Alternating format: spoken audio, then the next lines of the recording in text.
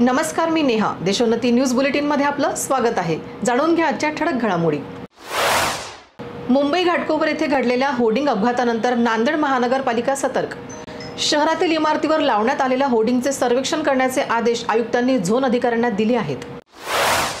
शिवतीर्थावर सभा व्हावी यासाठी आम्ही प्रथम अर्ज केला, मात्र आमची सभा होऊ नये म्हणून प्रधानमंत्री आणि सुपारीबाज बोलवण्यात आले.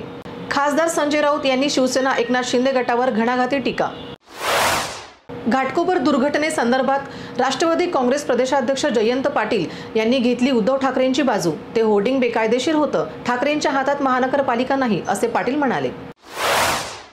4 जून नंतर संजय राऊत शिवसेना संपवतील, मनसे नेते संदीप देशपांडे यांचा टोला.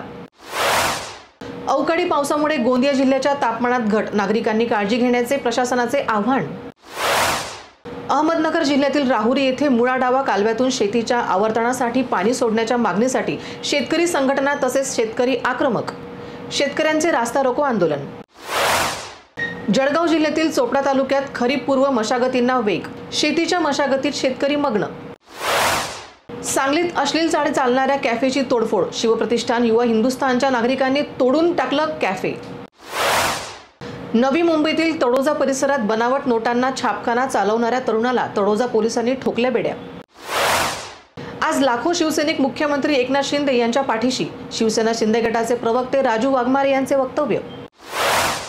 इगतपुरी शहरात आज पावसाने काहीशी विश्रांती घेतल्यानंतर शहरातील पूर्व दिशेला मनमोहक असे 2 इंद्रधनुष्य अवतरले होते. त्यातही एक पूर्ण आकारात तर दुसरा अर्ध्या आकारात होता. छत्रपती संभाजीनगर येथे घरफोडी करणाऱ्या सराईत गुन्हेगाराला सिडको पोलिसांकडून अटक.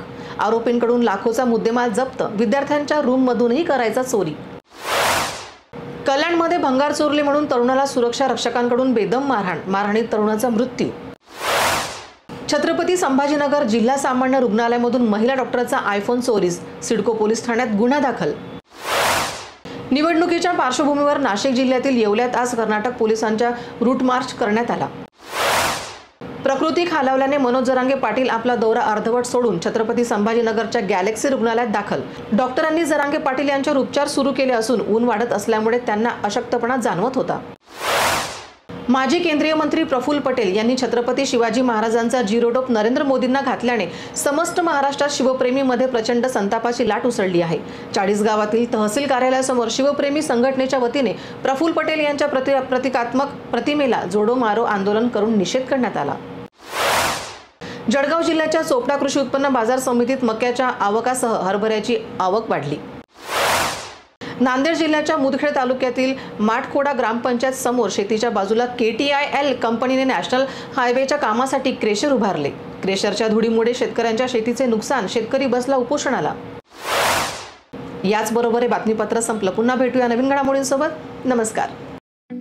ठळक घडामोडींसाठी देशोन्नती न्यूज चॅनलला सबस्क्राइब करा आणि बेल आयकॉन प्रेस करा. मुंबई, पुणे, नागपूर, मराठवाडा असो का विदर्भ, राजकीय, सामाजिक, शैक्षणिक क्षेत्र असो का क्रीडा, सर्वच घडामोडीचे विश्लेषण पाहायला विसरू नका. फक्त देशोन्नती न्यूजवर.